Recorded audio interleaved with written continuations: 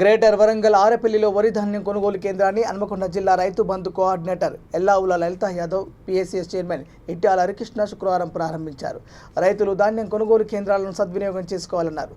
కార్యక్రమంలో PSCS vice chairman Kankala Sadanandam, డైరెక్టర్లు నేరెళ్ల రాజేందర్, లింగం, కోటిలింగం, నాగనారాయణ, ఏఈఓ వంశీ, ప్రజాప్రతినిధులు, నాయకులు పాల్గొన్నారు. వ్యవసాయ పరిశోధన కేంద్రంలో ఈరోజు వరంగల్ జిల్లా హన్మకొండ సొసైటీ అందు ఏర్పాటు చేసినటువంటి వరిధాన్యం కొనుగోలు సెంటర్ ప్రారంభోత్సవ కార్యక్రమానికి ముఖ్య అతిథులుగా విచ్చేసినటువంటి సొసైటీ చైర్మన్ గారు, ఇక్కడికి ఇచ్చినటువంటి ఇన్ఛార్జీలు, అదేవిధంగా డైరెక్టర్స్, రైతులందరికీ కూడా నమస్కారాలు తెలియజేస్తూ ఈరోజు తెలంగాణ రాష్ట్ర ప్రభుత్వం రైతులు వరి వేయక ముందే ఈరోజు కేంద్ర ప్రభుత్వం ధాన్యం కొనుగోలు చేయది ప్రత్యేకమైన పంటల వైపు వెళ్ళాలని గౌరవ ముఖ్యమంత్రి కేసీఆర్ గారు చెప్పడం జరిగింది.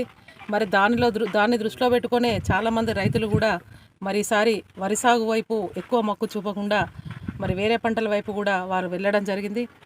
పండించినటువంటి ధాన్యాన్ని ఏదైతే ఉన్నదో తెలంగాణ రాష్ట్ర వ్యాప్త రైతాంగానికి కేంద్ర ప్రభుత్వం మొండి చేయి చూపే విధానంగా తెలంగాణ రాష్ట్రంలో రైతులు పండించిన వరిధాన్యాన్ని కొనము అని చెప్పిన సందర్భంగా గౌరవ ముఖ్యమంత్రి గారు ఒక రైతు బిడ్డగా, రైతు పక్షపాతిగా రైతులకు అడగకుండానే ఎన్నో సౌకర్యాలు చేసినటువంటి మనసున్న మహారాజుగా ఈరోజు కేంద్ర ప్రభుత్వం వరిధాన్యాన్ని కొనాలని చెప్పేసి ఢిల్లీ రాజధానిలో కూడా ధర్నా కార్యక్రమాలు, నిరసన కార్యక్రమాలు చేసిన సందర్భంగా కూడా కేంద్ర ప్రభుత్వము నిమ్మకు నీరెత్తకుండా ఎట్టి పరిస్థితుల్లో కొనమని చెప్పిన సందర్భంగా ఈరోజు తెలంగాణ రాష్ట్ర ముఖ్యమంత్రి గారు గౌరవనీయులు కేసీఆర్ గారు తెలంగాణ రాష్ట్రంలో రైతులు పండించినటువంటి ప్రతి గింజను కూడా తెలంగాణ రాష్ట్రమే కొనుగోలు చేస్తుందని చెప్పేసి హామీ ఇచ్చి ఆ హామీ వరకు మాట నిలబెట్టుకున్నటువంటి మనసున్న మహారాజుకు తెలంగాణ రాష్ట్ర రైతాంగం తరపున వారికి చేతులెత్తి మొక్కుతూ చేతులెత్తి ప్రార్థిస్తున్నాము.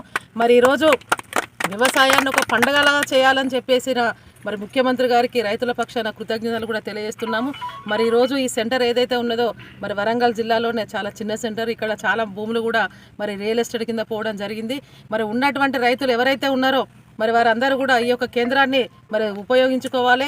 ఇక్కడ ఉన్నటువంటి ఎలాంటి ఇబ్బందులు జరగకుండా పక్కనే రైతు వేదిక కూడా ఉన్నది. అక్కడ కూడా సేద తీర్చే విధానంగా కూడా ఫ్యాన్లు కానివ్వండి, వాళ్ళకి కావాల్సినటువంటి మంచినీటి సదుపాయం కానివ్వండి అన్ని కూడా ఏర్పాటు చేయడం జరుగుతుంది. దళారుల చేతిలో మోసపోకుండా ప్రభుత్వం ఏదైతే కార్యక్రమాలు ఇవ్వడం జరుగుతుందో వాటిని ఉపయోగించుకొని ఈ యొక్క కేంద్రాన్ని సద్వినియోగం చేసుకోవాల్సిందిగా రైతాంగాన్ని అందరికీ కూడా చేతులైతే నమస్కరించి తెలియజేస్తున్నాం.